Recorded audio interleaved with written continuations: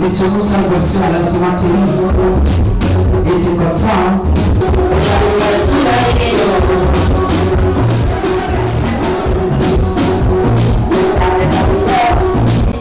Si mi jakki wono fandi, si mi nyami mo fandi, si mi wari mo mi da mone. Wonde mi watta. Allah, jiko budno duti. Na min tunjo hombudi. Na min tunjo.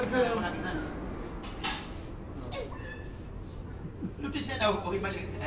Mimi mon frère on a jana sa. Bernde mo ya mi welta ki so.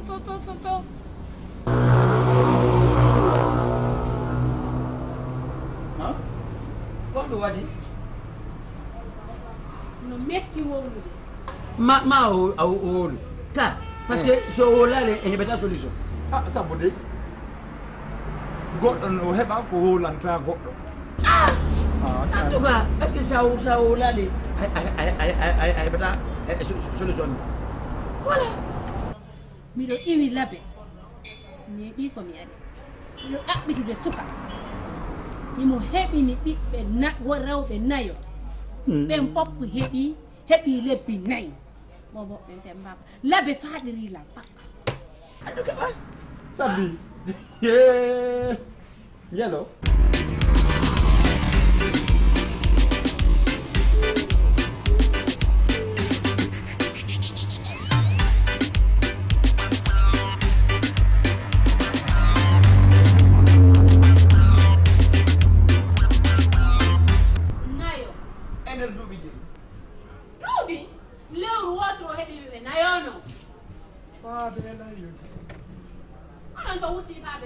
Buddy. How are you doing? Hey, ono no hande be miji come nyama kanko wa wala kurafa. Go. Didi, that's night à la fois. Un boucan.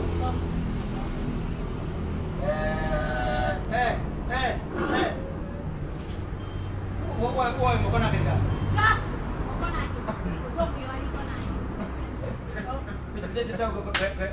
Est-ce que le nana y était pas? Est-ce que nana était là? Il ne m'a pas encore. Il ne m'a pas. Quando tipo. Quando era hoje.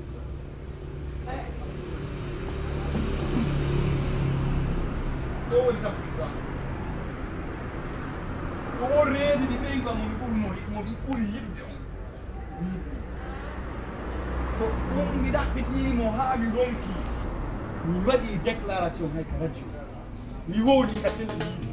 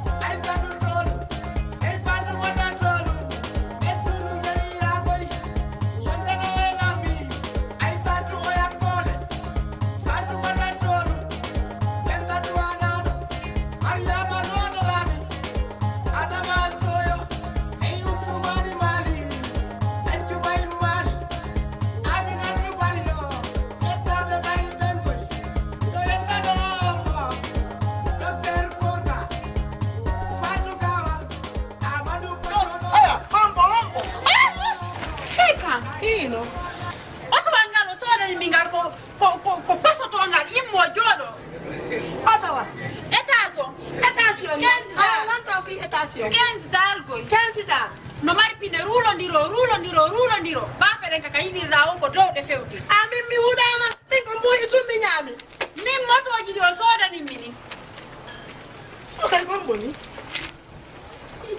qu'est-ce que vous parlez ici o feetu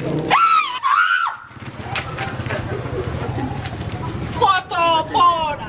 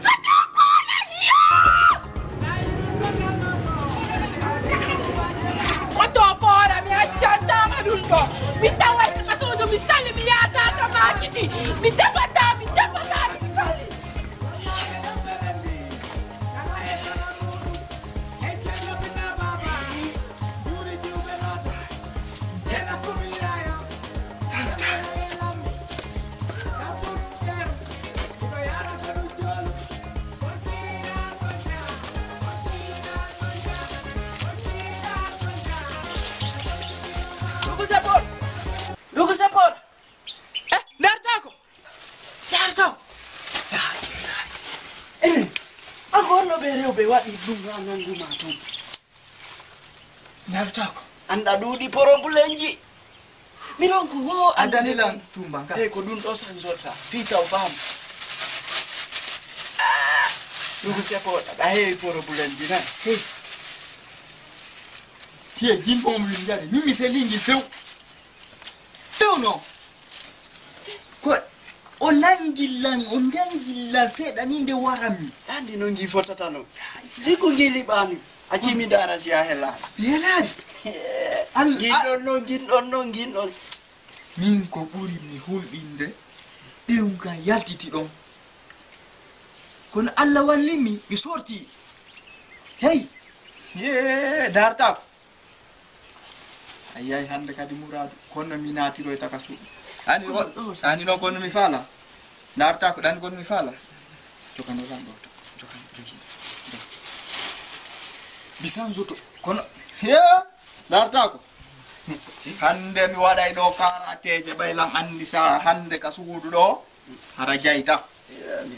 A faami ka hande o waɗan joko be men jaytinoya paske ɗandi himo janɗi hanka donc ɓe ko wanno shayli to ko ɗen mi ekkitoto bay hande hoccidirono ɗo a ɗotatala ka ɗotala Mi sai ko gere o mi yata.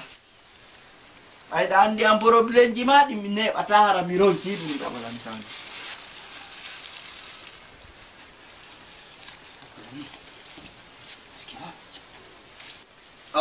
ay ɗo noon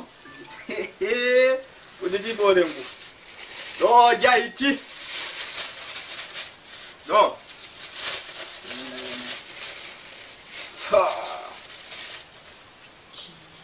Ɗo jayti. Ɗo andi toytama. ɗo jayti Ɗo ko ha ɗo. jayti ɗo jayti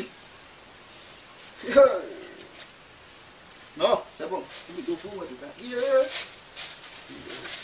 aɗa waɗay ɗum ɗo ka son Way. jon noon ɓeɗat